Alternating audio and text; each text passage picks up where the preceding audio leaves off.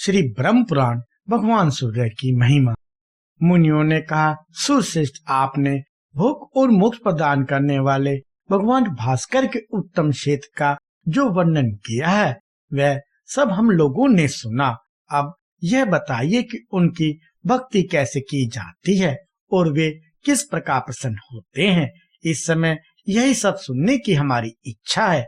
ब्रह्मा जी बोले, मन के द्वारा इष्ट देव के प्रति जो भावना होती है उसे ही भक्ति और श्रद्धा कहते हैं।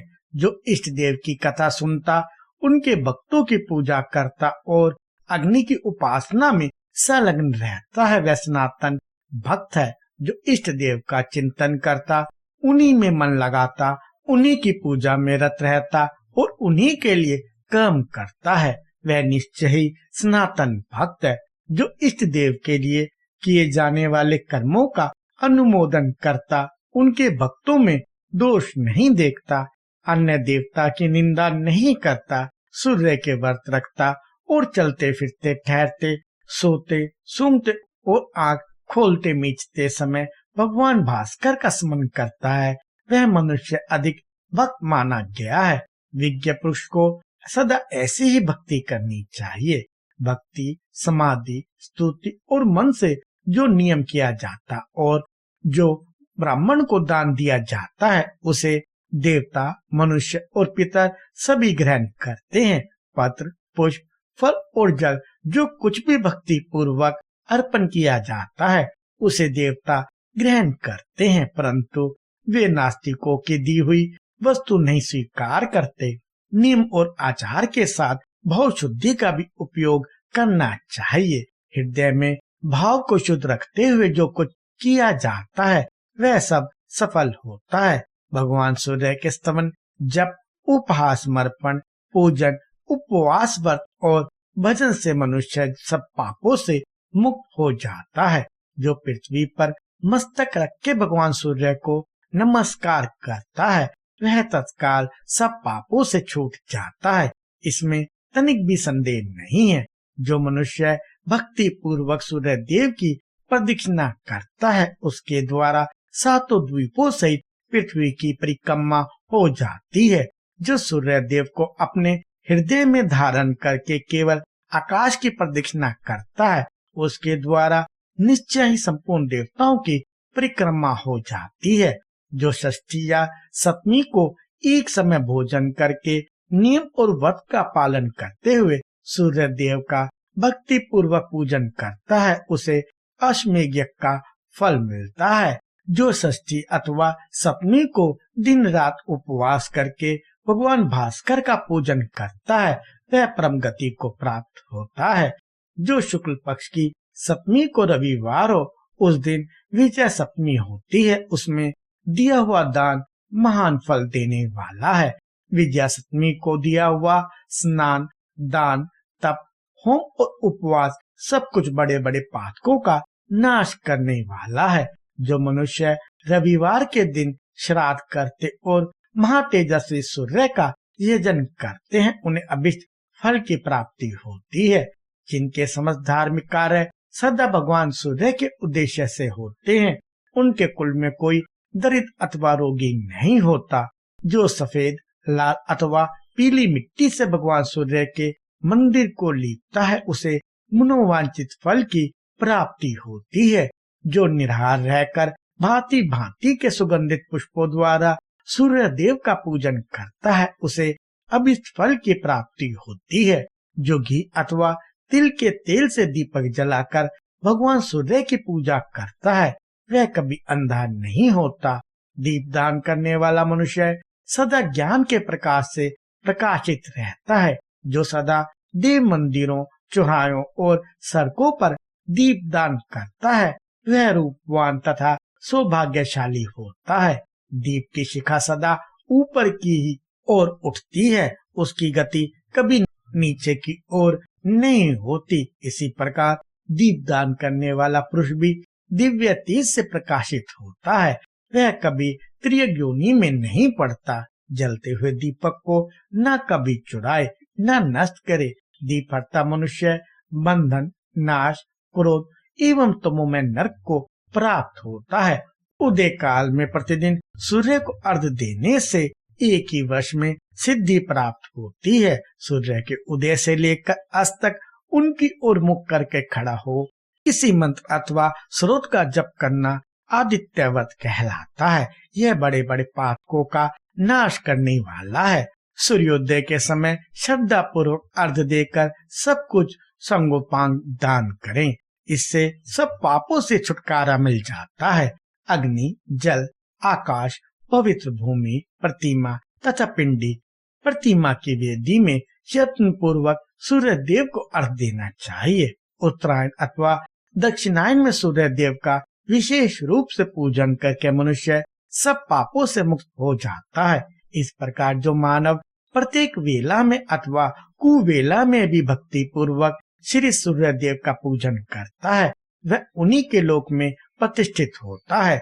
जो तीर्थों में पवित्र हो, भगवान सूर्य को स्नान कराने के लिए एकाग्र पूर्वक जल भरकर लाता है, वह परम गति को प्राप्त होता है। छत्र, ध्वजा, चंदोवा, पताका और चंवर आदि वस्तुएं सूर्य देव को श्रद्धा पूर्वक समर्पित करके मनुष्य अभिष्ट गति को प्राप्त होता है। मनुष्य को जो जो पदार्थ भगवान सूर्य को भक्ति पूर्वक अर्पण करता है, उसे वे लाख गुना करके उस पुरुष को देते हैं। भगवान सूर्य की कृपा से मानसिक, वाचिक तथा शारीरिक समस्त पाप नष्ट हो जाते हैं। सूर्य देव के एक दिन के पूजन से भी जो फल प्राप्त होता है, वह शास्त्रोक्त दक्षिणा से युक्त सैकड़ों यज्ञों के अनुष्ठान से भी नहीं मिलता। मुनियों ने कहा, जगत पते भगवान सूर्य का यह अद्भुत महात्म हमने सुन लिया। अब पुनः हम जो कुछ पूछते हैं उसे बताइए। गृहस्थ, ब्रह्मचारी, वानप्रस्थ और सन्यासी जो भी मोक्ष प्राप्त करना चाहे, उसे किस देवता का पूजन करना चाहिए? कैसे उसे अक्षय स्वर्ग की प्राप्ति होगी? किस उपाय से वह उत्तम मोक्ष का भागी होगा तथा वह किस साधन का अनुष्ठान करे जिससे स्वर्ग में जाने पर उसे पुनः नीचे न गिरना पड़े? ब्रह्मा जी बोले, द्विजवरों, भगवान सूर्य उदय होते ही अपनी किरणों से संसार का अंधकार दूर कर देते हैं, अतः उनसे बढ़कर दूसरा कोई देवता नहीं है। वे आदि अंत से रहित सनातन पुरुष एवं अविनाशी हैं तथा अपनी किरणों से प्रचंड रूप धारण कर तीनों लोकों को ताप देते हैं। संपूर्ण देवता इन्हीं के स्वरूप है। ये तपने वालों में श्रेष्ठ, संपूर्ण जगत के स्वामी, साक्षी तथा पालक हैं। यही बारंबार जीवों की सृष्टि और संहार करते हैं तथा यही अपनी किरणों से प्रकाशित होते, तपते और वर्षा करते हैं। ये धाता, विधाता, संपूर्ण भूतों के आदि कारण और सब जीवों को उत्पन्न करने वाले हैं। ये कभी क्षीण नहीं होते। इनका मंडल सदा अक्षय बना रहता है। ये पितरों के भी पिता और देवताओं के भी देवता हैं।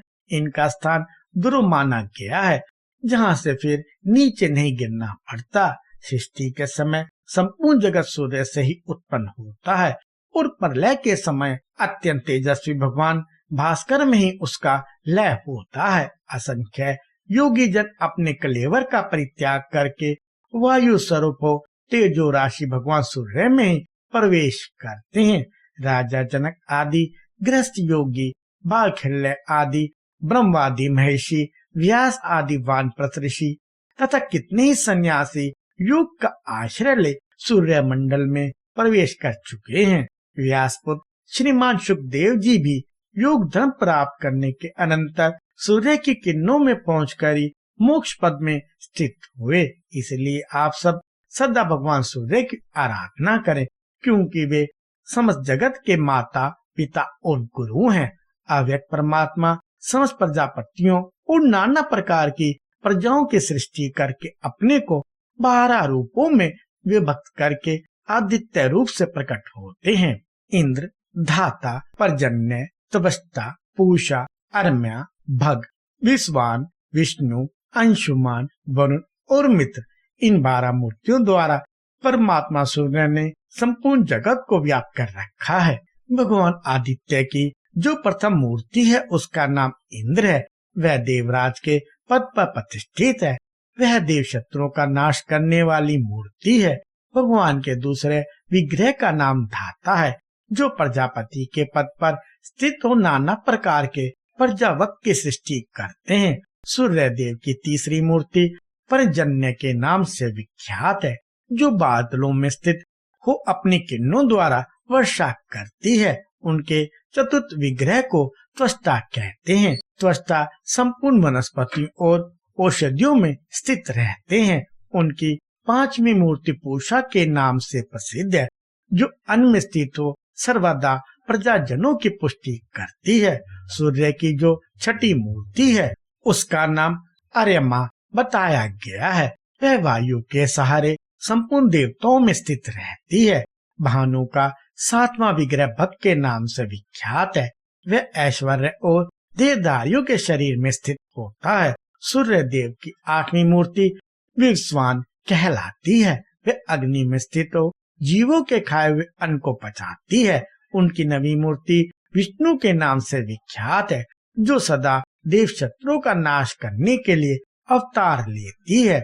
सूर्य की 10वीं मूर्ति का नाम अंशुमान है, जो वायु में प्रतिष्ठित होकर समस्त प्रजा को आनंद प्रदान करती है। सूर्य का 11वां स्वरूप वरुण के नाम से प्रसिद्ध है, जो सदा जल में स्थित होकर प्रजा का पोषण करता है। भानु के 12वें विग्रह का नाम मित्र है, जिसने संपूर्ण लोगों का हित करने के लिए चंद्र नदी के तट पर स्थित होकर तपस्या की। परमात्मा सूर्य देव ने इन 12 मूर्तियों के द्वारा संपूर्ण जगत को व्याप्त कर रखा है। इसलिए भक्त पुरुषों को उचित है कि वे भगवान सूर्य में मन लगाकर पूर्वक 12 मूर्तियों में उनका ध्यान और नमस्कार करें। इस प्रकार मनुष्य 12 आदित्यों को नमस्कार करके उनके नामों का प्रतिदिन पाठ और श्रवण करने से सूर्य लोक में प्रतिष्ठित होता है। मुनियों ने पूछा, यदि ये सूर्य सनातन आदि देव है, तो इन्होंने वर पाने की इच्छा से प्राकृत मनुष्यों की भांति तपस्या क्यों की? ब्रह्मा जी बोले, ब्राह्मणों, यह सूर्य का परम गोपनीय रहस्य है। पूर्व काल में मित्र देवता ने महात्मा नारद को जो बात बतलाई थी, वही मैं तुम लोगों को कहता हूँ। एक समय की बात है, अपने इंद्रियों को वश में रखने वाले महायोगी नारद जी मेरुगिरी के शिखर से गंधमाद नामक पर्वत पर उतरे और संपूर्ण लोकों में विचरते हुए उस स्थान पर आए जहाँ मित्र देवता तपस्या करते थे। उन्हें तपस्या में संलग्न देख नारद जी के मन में कौतूहल हुआ। वे सोचने लगे, जो अक्षय अविकारी व्यक्ताव्यक्त स्वरूप और सनातन पुरुष हैं, जिन महात्मा ने तीनों लोकों को धारण कर रखा है, जो सब देवताओं के पिता एवं परों से भी पर हैं, वे किन देवताओं अथवा पितरों का यजन करते रहे और करेंगे। इस प्रकार मन ही मन विचार करके नारद जी मित्र देवता से बोले, भगवान अंगोपांग सहित संपूर्ण वेदों एवं पुराणों में आपकी महिमा का गान किया जाता है। आप आजन्मा सनातन धाता और उत्तम अधिष्ठान है। भूत भविष्य और वर्तमान सब कुछ आप में ही प्रतिष्ठित है। गृहस्थ आदि चारों आश्रम प्रतिदिन आपका ही यजन करते हैं। आप ही सबके पिता माता और सनातन देवता हैं। फिर भी आप किस देवता अथवा पितर की आराधना करते हैं, ये हमारी समझ में नहीं आता। मित्र ने कहा, ब्राह्मण, यह परम गोपनीय सनातन रहस्य कहने योग्य तो नहीं है, परंतु आप भक्त हैं, इसलिए आपके सामने मैं उसका यथावत वर्णन करता हूँ। वह जो सूक्ष्म अविज्ञ अव्यक्त अचल ध्रुव इंद्रिय रहित इंद्रियों के विषय में रहित तथा संपूर्ण भूतों से पृथक है, वही समस्त जीवों का अंतर आत्मा है। उसी को क्षेत्रज्ञ भी कहते हैं। वह तीनों गुणों से भिन्न पुरुष कहा गया है। उसी का नाम भगवान हिरण्यगर्भ है। वह संपूर्ण विश्व का आत्मा, सर्व संहारकारी और अक्षर अविनाशी माना गया है। उसने इस एकात्म त्रिलोकी को अपने आत्मा के द्वारा धारण कर रखा है। वह स्वयं शरीर से रहित है, किंतु समस्त शरीरों में निवास करता है। शरीर में रहते हुए भी वह उसके कर्मों से लिप्त नहीं होता। वह मेरा, तुम्हारा तथा अन्य जितने भी देहधारी हैं, उनका भी आत्मा है। सबका साक्षी है, कोई भी उसका ग्रहण नहीं कर सकता। वह सगुण, निर्गुण, विश्वरूप तथा ज्ञान गम्य माना गया है। उसके सब और हाथ पैर हैं, सब और नेत्र, सिर और मुख है, और सब और कान है। वह संसार में सबको व्याप्त करके स्थित है। संपूर्ण मस्तक उसके मस्तक, संपूर्ण भुजाएं उसकी भुजा, संपूर्ण पैर उसके पैर, संपूर्ण नेत्र उसके नेत्र एवं संपूर्ण नासिकाएं उसकी नासिकाएं। वह स्वेच्छाधारी और अकेला ही संपूर्ण क्षेत्र में सुख पूर्वक विचरता है। यहाँ जितने शरीर हैं वे सभी क्षेत्र कहलाते हैं। उन सबका वह योग आत्मा जानता है, इसलिए क्षेत्रज्ञ कहलाता है। अव्यक्तपुर में शयन करता है, अतः उसे पुरुष कहते हैं। विश्व का अर्थ है बहुविध। वह परमात्मा सर्वत्र बताया जाता है, इसलिए बहुविध रूप होने के कारण वह विश्व रूप माना गया है। एकमात्र वही महान है और एकमात्र वही पुरुष कहलाता है, अतः वह एकमात्र सनातन परमात्मा ही महापुरुष नाम धारण करता है। वह परमात्मा स्वयं ही अपने आप को 100, 1000, लाख और करोड़ों रूपों में प्रकट कर लेता है।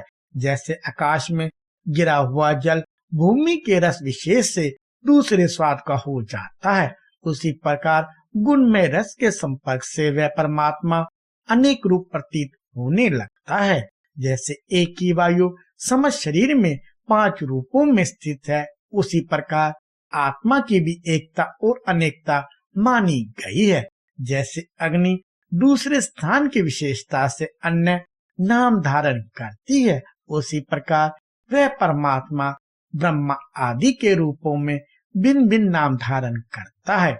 जैसे एक दीप हजारों दीपों को प्रकट करता है, वैसे ही वह एक ही परमात्मा हजारों रूपों को उत्पन्न करता है। संसार में जो चराचर भूत है वे नित्य नहीं है, परंतु वह परमात्मा अक्षय, अप्रेम्य तथा सर्वव्यापी कहा जाता है।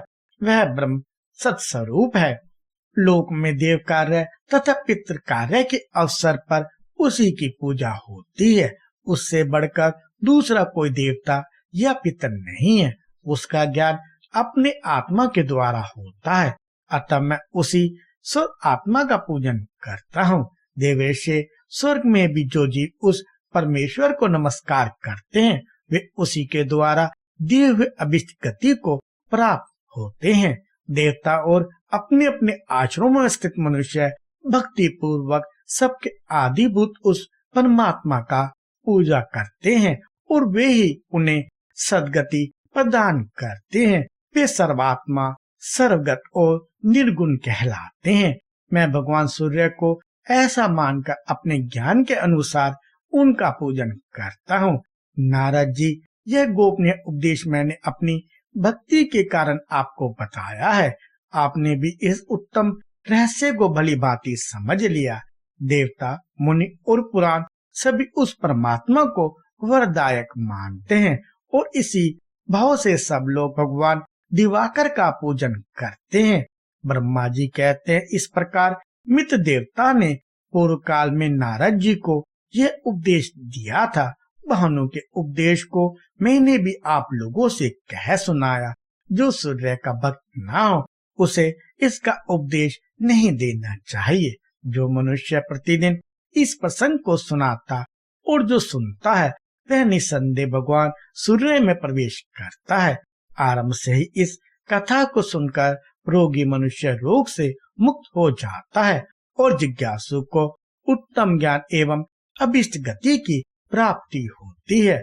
मुनियों, जो इसका पाठ करता है वह जिस वस्तु की कामना करता है उसे निश्चय ही प्राप्त कर लेता है। कृपया लाइक, शेयर और सब्सक्राइब करें।